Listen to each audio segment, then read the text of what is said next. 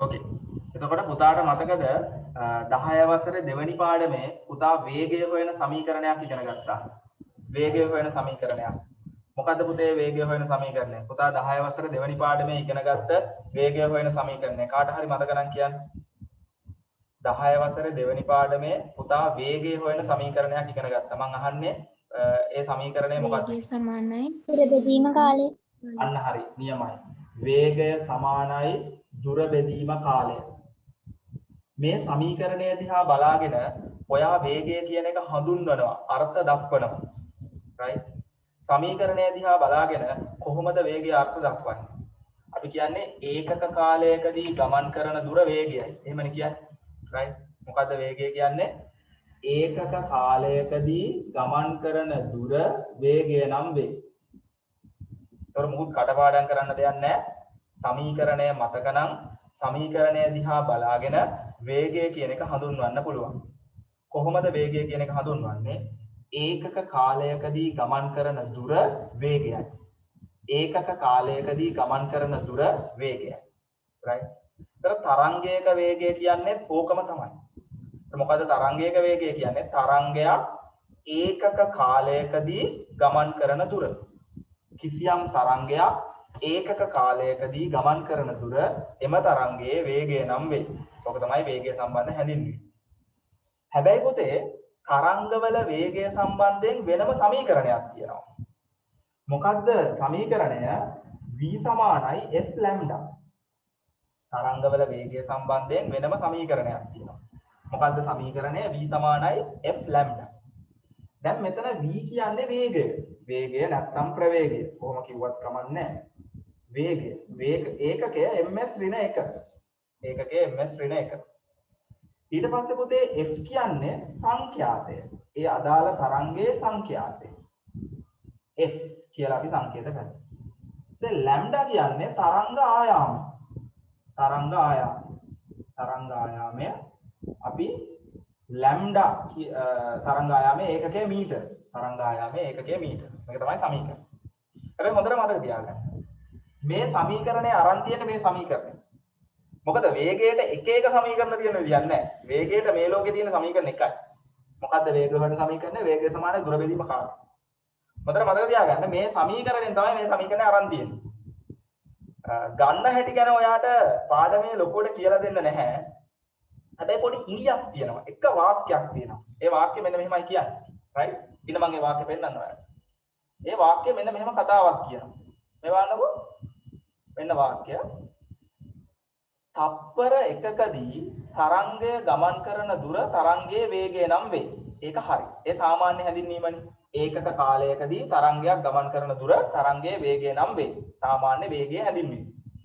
ඊට පස්සේ ඊළඟ වාක්‍ය තමයි ලස්සන. ටිකක් තේරුම් ගන්න අමාරු වාක්‍යයක්.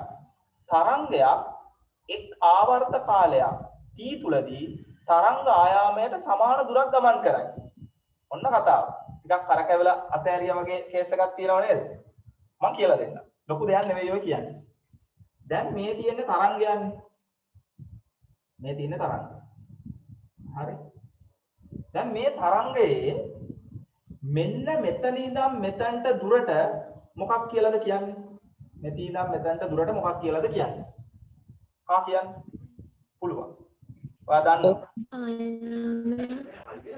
මෙතන ඉඳන් මෙතනට දුර මේ ලක්ෂයේ ඉඳන් මේ ලක්ෂයට දුර මොකද්ද කියන්නේ? තරංග ආයාමය. තරංග ආයාමය. අපි කිව්වා තරංගයේ වන එක ළඟ ඒ කියන්නේ අනුයාත සමාන ලක්ෂ දෙකක් අතර දුර තරංග ආයාමය කියලා. එහෙමනම් මේ තියෙන තරංග ආයාම. මේ තියෙන තරංග ආයාම. මේ තියෙන තරංග ආයාම. ලැම්ඩා. එතකොට පුතේ ඔයාට මතකද ආවර්ත කාලය කියන්නේ මොකක්ද කියලා? ආවර්ත කාලය කියන්නේ එක කම්පනයක් සම්පූර්ණ කිරීම සඳහා ගත වෙන කාලය. එක කම්පනයක්. ඒ කියන්නේ මෙතනින් පටන් ගත්තොත් අංශුවක් මෙහෙම උඩට ගිහිල්ලා ආයි එතනින් හැරිලා මෙහෙම පහළට ඇවිල්ලා ආයි මෙහෙම හැරිලා මෙතනින් උඩට එනවා. ඔන්න එක දෝලනයක්. එක දෝලනයක් සම්පූර්ණ කිරීම සඳහා ගතවන කාලය ආවර්ත කාලය නැත්තම් t කියලා අපි හඳුන්වනවා. ආවර්ත කාලය t කියලා අපි හඳුන්වනවා. එතකොට එක දෝලනයක් කියන එක ප්‍රස්ථාරය වෙන්නේ කොහොමද? එක දෝලනයක් කියන එක ප්‍රස්ථාරය වෙන්නේ කොහොමද? මෙහෙම. එක දෝලනයක්. එක දෝලනයක්. එක දෝලනයක්. එහෙනම් ඒකයි මේ කියන්නේ තරංග ආයාමයයි ආවර්ත කාලයයි එක උඩ එක වැටෙනවා. හරි? තරංග ආයාමයයි ආවර්ත කාලයයි කියන වචන දෙක එක උඩ එක වැටෙනවා. ඒ කියන්නේ තරංග ආයාමයක දුර ඒ කියන්නේ මේ දුර ගමන් කිරීම සඳහා ගත වෙන කාලයට තමයි මොකක් කියලා කියන්නේද පුතේ? ආවර්ත කාලය කියලා කියන්නේ. ඒ දෙක එක සමානයි. right? නිකන් වැඩි විස්තර ඕනේ නැහැ. ඒ දෙක සමානයි කියලා මතක තියාගන්න. මේ දුර යන්න ගත වෙන කාලය ආවර්ත කාලය. මේ දුර යන්න ගත වෙන කාලය ආවර්ත කාලය. right? එතකොට තරංග ආයාමයක දුරක් යෑම සඳහා තරංගයකට ගත වෙන කාලය ආවර්ත කාලයට සමානයි. දෙක එක හා සමානයි. දැන් ඔන්න ඔය සම්බන්ධයෙන් තමයි මේ සමීකරණය අරන් තියෙන්නේ. ඔය සම්බන්ධය පාවිච්චි කරලා තමයි මේ සමීකරණය අරන් තියෙන්නේ. මේක ගන්න හැටි ඕනේ නෑ ඔයාට. right?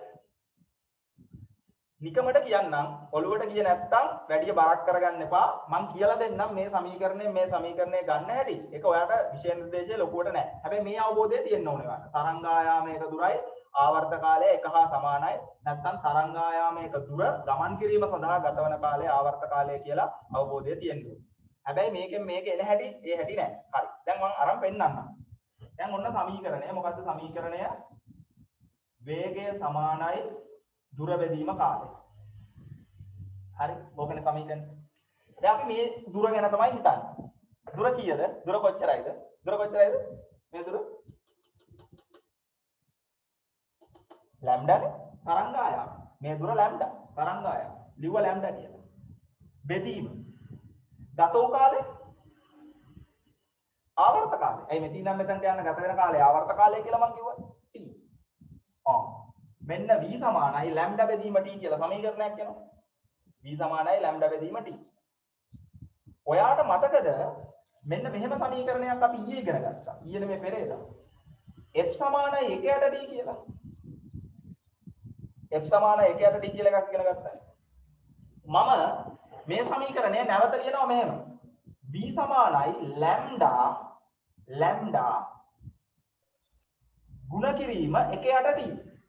අප්සෙට්. මේකයි සමානයිද වෙනස්ද? එකමනේ ළමයි. මේ ලැම්ඩා t යට තියෙනවා, මේ t යට තියෙනවා, ලැම්ඩා උඩ තියෙනවා. ඒතර මේ කියන්නේ ලැම්ඩා බෙදීම t කියන එකම තමයි. ලැම්ඩා බෙදීම t කියන එක තමයි මේ ලියලා තියෙන්නේ. මම අර මේක වෙනම කඩලා ගත්තා. දැන් මේ 1යට t වෙනුවට ලියන්න බෑද f කියලා? මොකද 1යට t සමාන f නේ. අන්න සමීකරණය v සමානයි f ලැම්ඩා කියලා එනවා. මේ 1යට t වෙනුවට f ලියනවා. v සමානයි f ලැම්ඩා කියලා සමීකරණය එනවා. ඔන්න වේගය සමානයි දුර බෙදීම කාලයෙන් v සමානයි f ලැම්ඩා ගන්න හැටි. මේක ඔයාට නෑ සිලබස් එකේ. නමුත් මම ඔන්න සම්බන්ධය කියලා දුන්නා. කොහොම හරි ඔයා හොඳටම දැනන් ඉන්න ඕනේ තරංගයක වේගය හොයන සමීකරණයයි ඒකේ අර්ථ දැක්වීමයි. තරංගයක වේගය හොයන සමීකරණය v සමානයි f ලැම්ඩා. v කියන්නේ තරංගයේ වේගය, f කියන්නේ තරංගයේ සංඛ්‍යාතය, ලැම්ඩා කියන්නේ තරංග ආයාම. මේක එන්නේ වේගය සමානයි දුර බෙදීම කාලය කියන සමීකරණය. ඒ නිසා තරංගයක වේගය අර්ථ දක්වන්නේ කිසියම් තරංගයක් ඒකක කාලයකදී ගමන් කරන දුර වේගය නම් වේ කියලා. right? කතාව පැහැදිලි අද උස්සන්න පුතේ. ප්‍රශ්න තියෙනවා නම් අහන්න.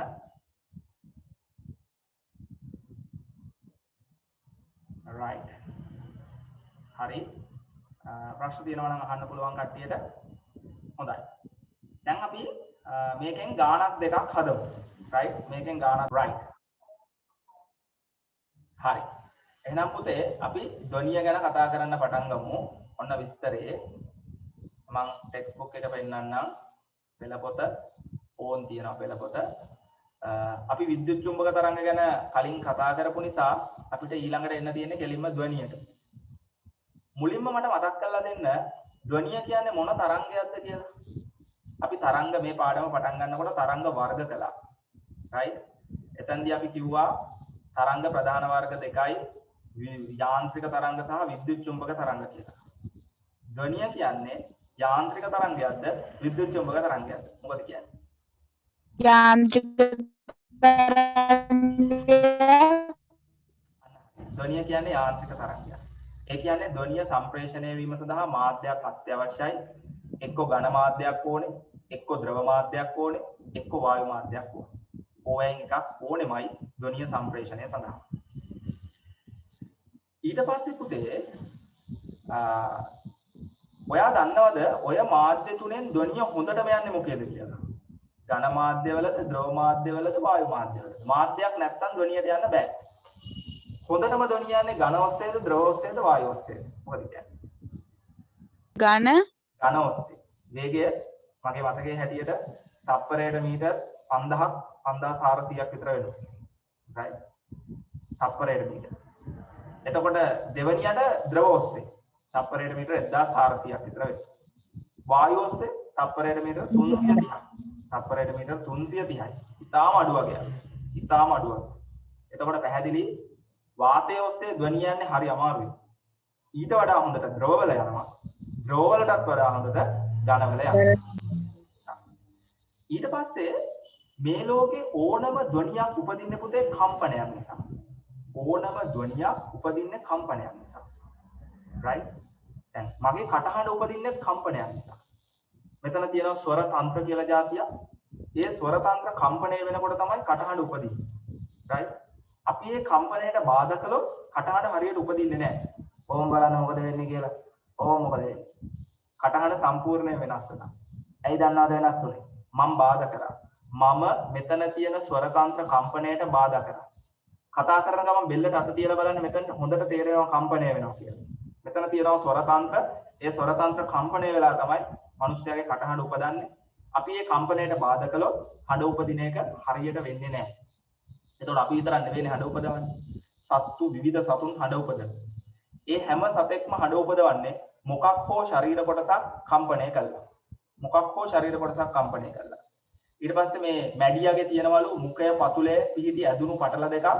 ඒ පටල දෙක කම්පණය වීම නිසා තමයි මේ මැඩියා හඬ උපදවන්නේ. ඊට පස්සේ කවුද මොකුද කවුද පුතේ මීමැස්ස හඬ උපදවන්නේ මීමැස්ස හඬ උපදවන්නේ කොහොමද? මීමැස්ස හඬ උපදවන්නේ එයාගේ පියාපත් කම්පණය කළා. මීමැස්සගේ ගුමු ගුමු හඬ ඒක ඉපදෙන්නේ එයාගේ පියාපත් කම්පණය කළා. ඊට පස්සේ පළඟැටියෝ රැහැයියෝ වගේ අය ශබ්දය නිකුත් කරන්නේ පාදවල තියෙන කෙඳි අනිත් පාදයෙන් පිරිමැදීම මගින් කියලා කියනවා. එක පාදයක තියෙන පෙදි ඒ කියන්නේ පාදය කියන එක අතුල්ලනවා. ඒගොල්ලන්ගේ පාදවල කෙඳි තියෙනවා. ඒවා කම්පණය වෙනකොට හඬ උපදවනවා. එහෙනම් පැහැදිලි මේ ලෝකේ උපදන ඕනම හඬක් උපදින්නේ කම්පනයන් නිසා. හරි. ඊළඟට පුතාලා කිව්වා ධ්වනිය කියන්නේ යාන්ත්‍රික තරංගයක් කියලා. ඒක කිව්වනේ ඔයගොල්ලෝ. යාන්ත්‍රික තරංග වර්ග දෙකක් තියෙනවනේ පුතේ. මොකක්ද යාන්ත්‍රික තරංග වර්ග දෙක? එකකට කියනවා අන්වායාම තරංග කියලා. අනිත් වර්ගයට කියනවා තීර්යක් තරංග කියලා. නේද? එතකොට පුතේ ධ්වනිය කියන්නේ අන්වායාම තරංගයක්ද තීර්යක් තරංගයක්ද? මොකද කියන්නේ? ධ්වනිය කියන්නේ අන්වායාම තරංගයක්ද තීර්යක් තරංගයක්ද?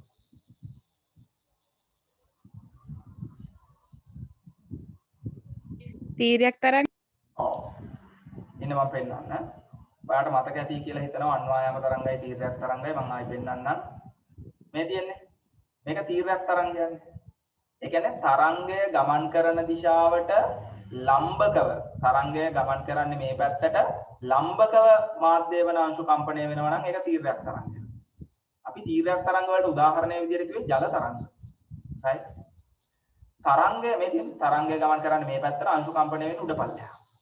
ඊට පස්සේ තරංගය ගමන් කරන දිශාවට සමාන්තරව මාධ්‍ය වන අංශු කම්පණය වෙනවා. තරංගය යන්නේ මේ පැත්තට ඒකට සමාන්තරවම මාධ්‍ය වන අංශු කම්පණය වෙනවා නම් ඒවට අපි කියනවා අන්වායාම තරංග කියලා. ධ්වනි තරංග මෙතන ලියුවේ. ඒතර ධ්වනි තරංග කියන්නේ අන්වායාම තරංගයක්. ධ්වනි තරංග කියන්නේ අන්වායාම තරංගයක්. ඒක තීර්යක් තරංගයක් නෙවෙයි. ධ්වනි තරංගය ධ්වනිය කියන්නේ අන්වායාම තරංගයක්. ඒතර ධ්වනිය ප්‍රචාරණය වෙන්නේ එහෙනම් අන්වායාම තරංගයක් විදිහට. right? පැහැදිලි කරන්නම්. ධ්වනිය ප්‍රචාරණය වෙන්නේ අන්වායාම තරංගයක් විදිහට. හරි. පුතේ අන්වායාම තරංගය. ධ්වනිය කියන්නේ අන්වායාම තරංගයක්. ඒ වගේම යාන්ත්‍රික තරංගයක්. හරි?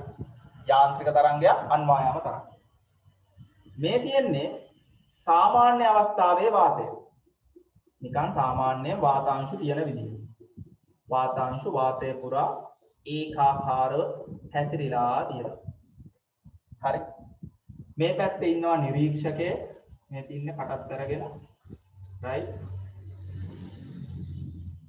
මේ පැත්තේ තියෙනවා ධ්වනි ප්‍රභවයක්. මේ පැත්තේ තියෙනවා ධ්වනි ප්‍රභවයක්. දැන් තාම ධ්වනියක් යන්නේ නැහැ. ඒ නිසා වාතාංශු සාමාන්‍ය විදිහට තියෙනවා.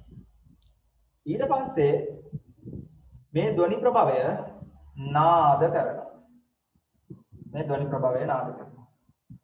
මේ ධ්වනි ප්‍රභවයෙන් ධ්වනිය උපදිනවා. එහෙම ඉපැද්දුවාම මේ වාතය දිගේ ධ්වනි තරංගයක් ගමන් කරනවා. දන්නවද මොකද වෙන්නේ කියලා? සමහරක් වාතාංශු ලං වෙනවා. ගොඩ ලං වෙනවා. තව සමහරක් තැන්වල තියෙන වාතාංශු එකිනෙක ඈත් වෙනවා. තව සමහරක් තැන්වල තියෙන වාතාංශු එකිනෙක ලං වෙනවා. ආයි ඈත් වෙනවා. ආයි ලං වෙනවා. ආයි ඈත් වෙනවා. ආයි ලං වෙනවා. ආයි ඈත් වෙනවා. අන්න එහෙම මෙයාගේ කනට ශබ්ද එනවා. අන්න එහෙම මෙයාගේ කනට ශබ්ද එනවා. හරි? මෙයාගේ කනට ශබ්ද එනවා. එතකොට පුතේ මේ ලං වෙච්ච තැන් වලට නමක් කියනවා ඈත් වෙච්ච තැන් වලට නමක් කියනවා. ඇයි අන්වායාම තරංගයක් ගමන් කරනකොට සමහරක් තැන් වල අංශු ලං වෙනවා සමහරක් තැන් වල අංශු ඈත් වෙනවා ලං වෙවි ඈත් වෙවි යන්නේ ලං වෙන තැන් වලට කියන්නේ මොනවයි කියලා. ඔන්න කියත හැකි ලස්සනට වචන. මොකක්ද? ලං වෙන තැන් වලට කියන්නේ සම්පීඩන. ඈත් වෙච්ච තැන් වලට කියනවා මොනවයි කියලාද පුතේ? විරලන. විරලන. අන්න හරි. අන්වායාම තරංගය සම්පීඩන සහ විරලන මාරුවෙන් මාරුවට ඇති කරමින් ධ්වනිය ඔස්සේ වාතය ඔස්සේ ගමන් කරනවා. වාතය ඔස්සේ ගමන් කළා මෙයාගේ කනට එනවා. මෙයාගේ කනට එනවා. හරි පැහැදිලි. ඉතින් ඒකයි මම කියන්නේ ධ්වනිය ප්‍රචාරණය වෙන්නේ අන්වායාම තරංගයක් විදිහට. අන්වායාම තරංගයක් විදිහට. ඒක තමයි ඊළඟට කියලා දෙන්න තියෙන්නේ. මේ තියෙන්නේ ඒක. ධ්වනි තරංග ප්‍රචාරණය කියන්නේ ඒක. තර ධ්වනි තරංගය යාන්ත්‍රික තරංගයක්, යාන්ත්‍රික අන්වායාම තරංගයක් ලෙස ප්‍රචාරණය වෙනවා. එහෙම ප්‍රචාරණය වීම සඳහා ඝන ද්‍රව හෝ වායු මාධ්‍යයක් අවශ්‍යයි. හොඳටම ප්‍රචාරණය වෙන්නේ ඝන මාධ්‍ය ඔස්සේ, වායු මාධ්‍ය ඔස්සේ ඒ තරම්ම හොඳට ප්‍රචාරණය වෙන්නේ නැහැ. හේතුව අංශු අතර දුර වැඩි. ඒතර අංශු අතර දුර වැඩි වුණාම මේ ක්‍රමයට ප්‍රචාරණය වෙන්න අමාරුයි. ඒකයි හේතුව. හරි පැහැදිලි. ඊට පස්සේ පුතේ මේ තියෙන අර වේගයන් ටික 5000යි. ඝනයක තප්පරයට මීටර 5000යි, ජලයේ තප්පරයට මීටර 1400යි, වාතය ගත්තොත් තප්පරයට මීටර 330ක් විතර. මේ තල්මසුන් ජලයේදී sannivedanaya කරනවලු විවිධ ශබ්ද උපදනවලු. ඒ ශබ්ද ජලය ඔස්සේ බොහොම වේගයෙන් ගමන් කරනවා. ගමන් කරාම ඒගොල්ලෝ එකිනෙකා අතර යම් sannivedanayak පවත්ව ගන්නවලු ඒ ශබ්ද මගින්. ඒ තල්මස හදන සද්දේ එළියට ඒ තරම් ඇහෙන්නේ නැහැ. හේතුව දැන් ජලයෙන් එළියට සද්ද එන්නේ හොරයි. මං කියන්නේ 1400න් යනවා නමුත් වාතය හරහා 330යි. ඒ නිසා මේ ශබ්දය ගියගෙනවා වාතය ඔස්සේ එනකොට. මේ සර්පයන්ට එහෙම දැන් කැලේ ඇවිදිනවා නම් රාත්‍රියේ අඳුර යනවා නම් මොකක් කරන්න කියලා දසිත්ම කියන්නේ? රාත්‍රියේ අඳුර යන මිනිස්සුන්ගෙන් අහන්න බෑ. මොකද කියන්නේ? මොකක් කර කර යන්න කියලා කියන්නේ සර්පයෝ එම ඉන්නවා කියලා බයක් අවදානමක් තියෙනවා නම් මොකද්ද කරන්න කියන්නේ? පොල්ලකින් පොළවට තට්ටු කර කර යන්න කියනවනේ. තට්ටු කර කර යන්න. ඇයි ඒ? ඔයා පොළවට තට්ටු කළාම ඒ තට්ටුව ඒ දාන ඒ ඇති කරන හඬ පොළව ඔස්සේ දීර්ඝ දුරක් ගමන් කරනවා. ඒ පොළව ඔස්සේ ශබ්දය බොහොම හොඳට යනවා. ඒ නිසා අනික සර්පයාත් පොළවත් එක්ක ස්පර්ශ වෙලා අනින්නේ. මේ එයාගේ පහළ හණු ඇටය. පහළ හණු ඇටය. ඒ කියන්නේ අපරාණුක අස්තිය කියන එකට ඒ කම්පණය දැනෙනවා. පොළවේ තියෙන කම්පණය දැනෙනවා. ඒ පොළවේ එහෙම කම්පනයක් දැනනකොට මෙයා ටක් ගාලා මේ මාර්ගයෙන් අයින් වෙනවා. ඒ නිසා සර්පයන්ගෙන් පරිස්සම් වෙන්න එහෙම පොළවට ගදහා යන්න පුළුවන්. සතුන්ගේ පාදවල ශබ්දයට නැත්තම් එයා ඒක ගොදුරු අල්ල ගන්නත් උදව්වක් කරගන්නවා. නැත්තම් ඔයා ටිකක් විශාල ශබ්දයක් හදනකොට එයා එතනින් අයින් වෙලා යනවා. ගොදුරු කරගත හැකි ශබ්ද අඳුර ගන්නත් මෙයාට පුළුවන් ඒ කම්පනය අනුව. ඔයා ලොකු සද්දයක් හදුවාම මෙයා යන්නේ අයින් වෙනවා. ඒ මාර්ගයෙන් අයින් වෙනවා. ඒ නිසා අනතුරු අවම කරගන්න පුළුවන්. ඊට පස්සේ පුතේ පරීක්ෂණයක් තියෙනවා. ඔයා දැනගන්න ඕන. මම දැන් චුට්ටකට කලින් කිව්වා වාතය කියන්නේ මොන තරංගයක් කියලාද? අන්වායාම තරංගයක් කියලාද? sorry. වාතය කියන්නේ යාන්ත්‍රික තරංගයක් කියලාද? විද්‍යුත් චුම්බක තරංගයක් කියලාද මම කිව්වේ? යාන්ත්‍රික තරංගයක්. යාන්ත්‍රික තරංගයක් සම්ප්‍රේෂණය වීම සඳහා මාධ්‍යයක් අත්‍යවශ්‍යයි. මාධ්‍යයක් නොමැතිව යාන්ත්‍රික තරංගයකට සම්ප්‍රේෂණය වෙන්න බෑ. ඒක පෙන්වන්න ලස්සන ක්‍රියාකාරකමක් අපිට කරන්න පුළුවන්. right? මම කියලා දෙන්න යන්නේ ධ්වනි තරංග සම්ප්‍රේෂණය සඳහා මාධ්‍යයක් අවශ්‍ය බව පරීක්ෂණාත්මක ඔප්පු කරන්නේ කොහොමද කියලා. ඒ කියන්නේ මෙන්න මේ පරීක්ෂණ. right? මේක පැහැදිලි කරන්න යන්නේ තත්පරයක් දෙන්න අපි පැහැදිලි කරගමු. වෙලාවකට තියෙනවා. activity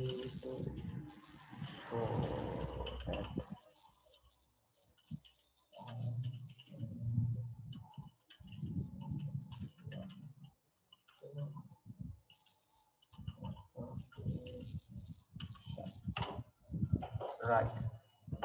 හරි. ඔන්න තියෙනවා ක්‍රියාකාරකම. මම සද්දෙත් එක්ක දෙන්නේ. හැබැයි පොඩි ප්‍රශ්නයකට තියෙන්නේ මේක ටැමිල්ද කොහෙද මගේ මතකයේ හැටියට හොඳ. මම මේ හැම වීඩියෝ එකක්ම මීට කලින් බලලා තියෙන පුතාලට දාන්න කලින්. එතකොට මේ මට සද්දේ අහන්න දෙන්නත් ඕනේ. කරන්න දෙයක් නැහැ. ඒ නිසා සද්දෙත් එක්ක දෙනවා. ටැමිල් එක පොඩ්ඩක් ඒ කියන්නේ ටිකක් සංකරච්චලේ වගේ තමයි ගණන් ගන්න එපා පොඩ්ඩක් ඉන්න. Demonstration.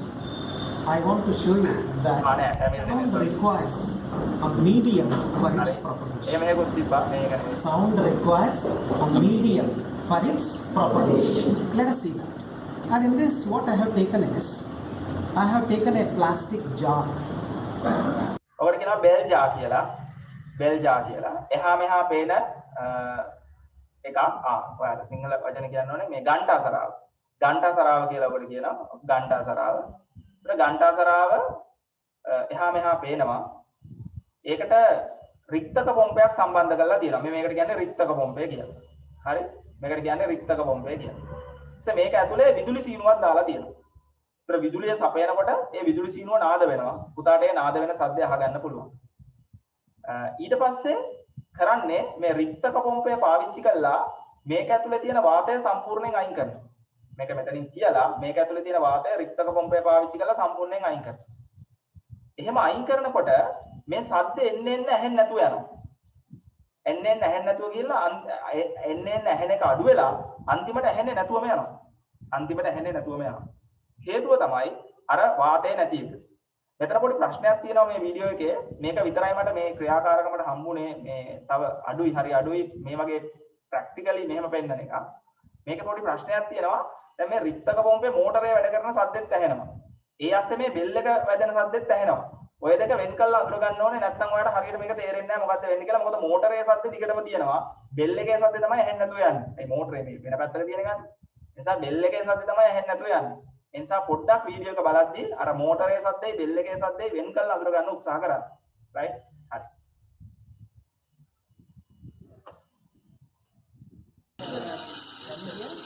ඔය බෙල් එකේ සද්දේ. Observe carefully. There is a striker දැන් බෙල් එකේ සද්දේ ලාවට ඇහෙනවා. පේනවා ඔයාලට right? ඇහෙනවා. inside. There is a striker. And that striker strikes that dome. And because it is striking over there, then the sound is generated. That's why you are able to hear the sound. When I flip it over here, what happens to the sound intensity? Intensity is reduces. There is another instrument with me, this one. It's called as vacuum pump. This is called vacuum pump.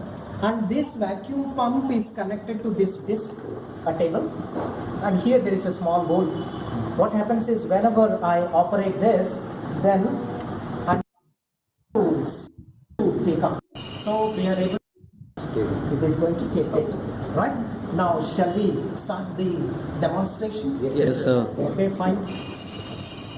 ඔන්න bell එක වැදෙනවා ඇහෙනවා. So we are able to hear the sound. Right? Okay, fine. Let me operate this.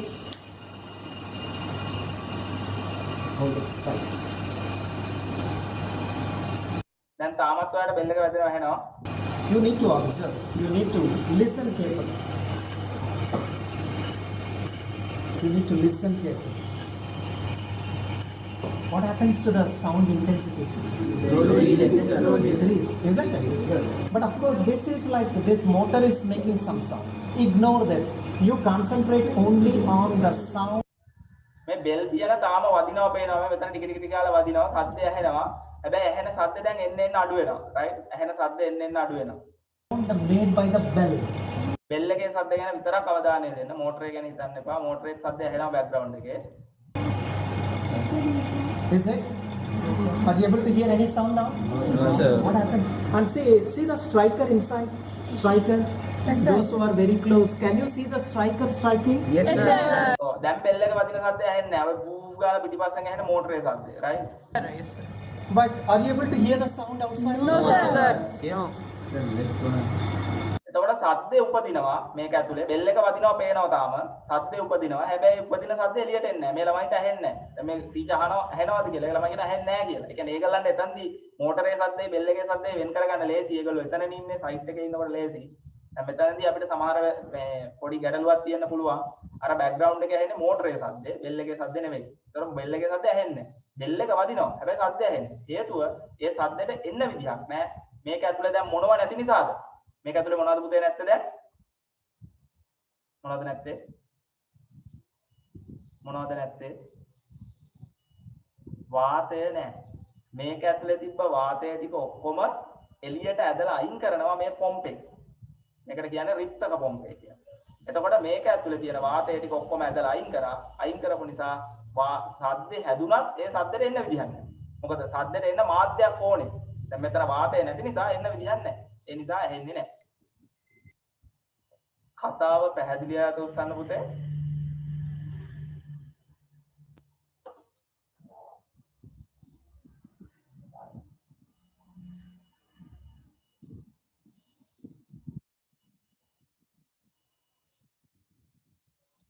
හරි හොඳයි එහෙනම් ඒ වැඩේ හරි ඊට පස්සේ පුතේ අපි යනවා ඊළඟ කොටසට. ඔන්න ඒකේ අපි පෙන්නුවේ ධ්වනි තරංග සම්ප්‍රේෂණය සඳහා මාධ්‍යයක් අවශ්‍ය බව. මාධ්‍යයක් නැතුව ධ්වනි තරංගයකට සම්ප්‍රේෂණය වෙන්න බෑ කියන එක තමයි අපි මේ ක්‍රියාකාරකමින් පෙන්නුවේ. right? මාධ්‍යයක් නැතුව සම්ප්‍රේෂණය වෙන්න බෑ කියන එක තමයි එකෙන් පෙන්නුවේ. right? තප්පරයක් දෙන්න මට.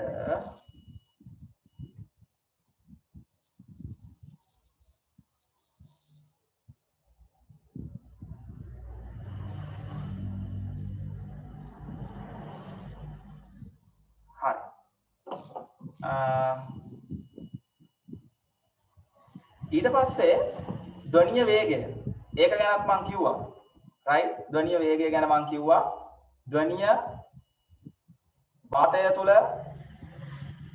තප්පරයට මීටර 330 340 විතර යනවා ඊට පස්සේ ද්‍රවයක් තුල තප්පරයට මීටර 1400ක් වෙනකන් යනවා ඝනයක් තුල තප්පරයට මීටර 5000ක් වෙනකන් යනවා ඒක තමයි ධ්වනිය ගමන් කරන වේගය. හැබැයි ඔයා දන්නව නේද ආලෝකය ගමන් කරන වේගය. ආලෝකය කියන්නේ විද්‍යුත් චුම්බක තරංගය. ආලෝකය ගමන් කරන වේගය කීයද? 3 වැඩි කිරීම 10 8යි ms ඍණ 1. ඒ කියන්නේ 3.8ක්. 1යි 2යි 3යි 4යි 5යි 6යි 7යි 8යි ms ඍණ 1. ආලෝකයේ වේගය. right? එතකොට මේ වාතය තුල ආලෝකයේ වේගය. වාතය තුල ධ්වනිය වේගය තප්පරයට මීටර 330යි. තප්පරයට මීටර 330යි. කොහොමද වෙනස? හරියට නිකන් මොකක්ද? ලැම්බෝගිනියකුයි ඉබ්බයි වගේ. මෙයා ඉබ්බා. right? මෙයා ලැම්බෝගිනි. right? ඔකු වේගයේ වෙනසක්. මේක යනවා පිඹගෙන. මේක ඉබ්බටත් වඩා හිමින් යනවා. right? ඒ දෙන්නව සැසඳුවා. එතකොට පුතේ ඉතාම වේගෙන් යනවා ආලෝකය. මෙහෙම කරනකොට මෙච්චරක් ගිහිලා මීටර වලින්. right? ශබ්දය මෙහෙම කරනකොට ඒකත් සැලකිය යුතු වේගයක් මීටර 330ක් යනවා. හැබැයි ආලෝකයේ වේගය ශබ්දයට වඩා ගොඩක් වැඩි. ඒ නිසා ඔයා දන්නවා අකුණක් ගහනකොට නැත්තම් දිගුරුමකදී මුලින්ම පේනවා ආලෝකය. ඒ අකුණේ ආලෝකය තමයි මුලින් පේන්නේ. ඊට ටික වෙලාවකට පස්සේ තමයි ගිගුරුම් හඬ ඇහෙන්නේ. දැන් අකුණු ගහනවා අකුණු එළිය දැක්ක ගමන් සමහර අය කන් දෙක වහ ගන්නවා. ඇයි දන්නවා ඊළඟට කරවනවා. ඒ කියන්නේ ආලෝකය පෙනිලා ටික වෙලාවකට පස්සේ තමයි ගිගුරුම් හඬ ඇහෙන්නේ. ඇයි හේතුව? හේතුව වේගයේ වෙනස. හරි ලේසියිනේ පුතේ. හාවයි ඉබ්බයි රේස් එක පටන් ගත්තාම ඔයා එක තැනක ඉඳන් බලන් ඉන්නවා නම් හාවයි ඉබ්බයි ඔයාගේ පැත්තට දුවගෙන එනවා නම් මුලින් එන්නේ හාවද ඉබ්බද? මුලින් එන්නේ හාවද ඉබ්බද? ඒක ලේසි ප්‍රශ්නයක් නේ පුතේ. හාව. ඇයි ඌ කලින් එන්නේ? වේගය වැඩි නිසා. හාවගේ වේගය වැඩි. හාවගේ වේගය වැඩි නිසා. අන්න හරි. හාවගේ වේගය වැඩි නිසා තමයි හාව කලින් එන්නේ. ඒ නිසා පුතේ ආලෝකයේ වේගය වැඩි නිසා එයා කලින් ඔයා ළඟට එනවා. ශබ්දයේ වේගය අඩු නිසා එයා පස්සේ එනවා. ඉබ්බව. හරි. ඔන්න ඒකත් කිව්වා. එහෙනම් පුතේ අදට ඇති. right? හෙට උදේ අපි මේ පාඩම ඉවර කරනවා. right? කොහොම හරි මම අද දවසේ එව්වේ නැත්තම් සටහන වැඩේ අවුල් වෙන තත්ත්වයක් තියෙන. ඒ නිසා අද දවස් ඇතුළත මම කොහොම හරි පාඩ සටහන එවනවා. එහෙනම් පුතේ අදට සමු ගන්නවා. ඊළඟ දවසේ හම්බෙමු. වැඩ කරගෙන යන්න මහන්සි වෙන්න. right. එහෙනම් හැමෝටම අයබෝන්. I want to. Okay.